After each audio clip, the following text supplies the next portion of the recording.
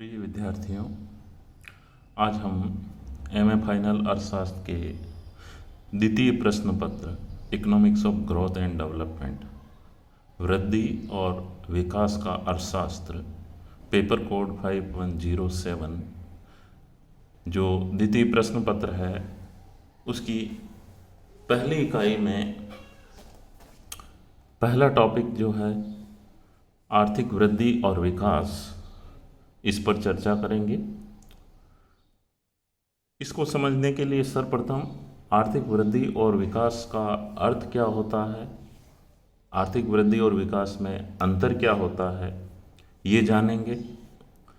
प्राय वृद्धि को एक आयामी अवधारणा के रूप में और आर्थिक विकास को बहुआयामी अवधारणा के रूप में परिभाषित किया जाता है।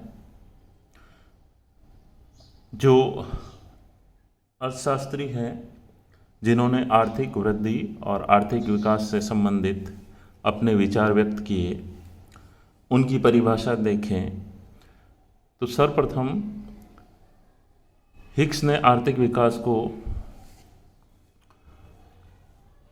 उपभोग में न लाए गए साधनों के विकास से संबंध रखने वाली अल्प विकसित देशों की समस्या बताया है। हिक्स के अनुसार उन्नत देशों की समस्याएं आर्थिक वृद्धि से संबंध रखती है और अल्प विकसित देशों की जो समस्याएं हैं वो आर्थिक विकास से संबंधित रखती है। इसका तात्पर्य ये हुआ कि हिक्स ये कहना चाह रहे हैं कि आर्थिक वृद्धि का संबंध विश्व के अमीर और विकसित देशों से हैं, जबकि आर्थिक विकास का संबंध गरीब और अल्प विकसित देशों से है। इसी प्रकार यदि अर्थशास्त्री मेडिसन का विचार देखें तो मेडिसन ने आय स्तर के आधार पर कहा कि आय स्तर को ऊंचा करना सामान्यतः अमीर देशों में आर्थिक वृद्धि कहलाता है, जबकि यही आय स्तर का ऊंचा होना गरीब देशों में आर्थिक विकास कहलाता है। मेडिसन ने अल्प विकसित देशों को पिछड़े हुए या गरीब या प्रति व्यक्ति निम्न आय स्तर वाले देश भी कहा है। इसी प्रकार यदि हम अर्थशास्त्री शुम्पीटर की परिभाषा देखें, शुम्पीटर ने भी आर्थिक वृद्धि और आर्थिक विकास में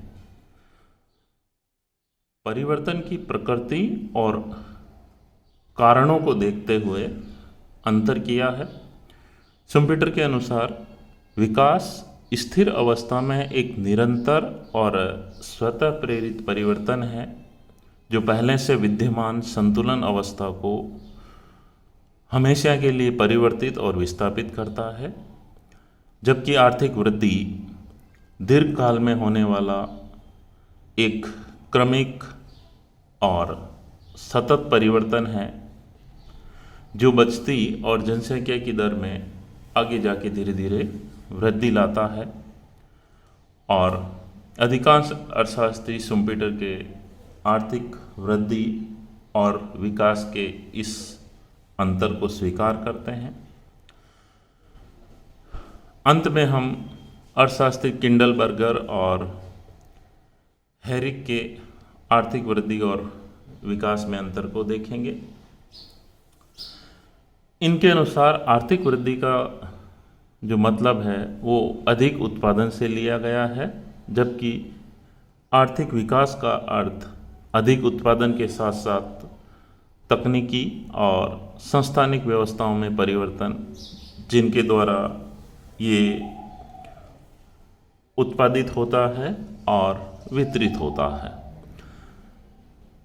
निष्कर्ष रूप में हम कह सकते हैं कि आर्थिक वृद्धि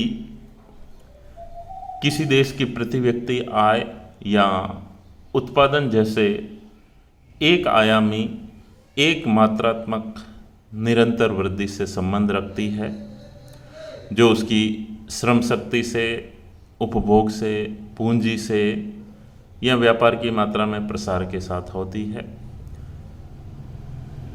इसी प्रकार यदि आर्थिक विकास की बात करें तो आर्थिक विकास एक विस्तृत, बड़ा, व्यापक, एक बहुआयामी अवधारणा है।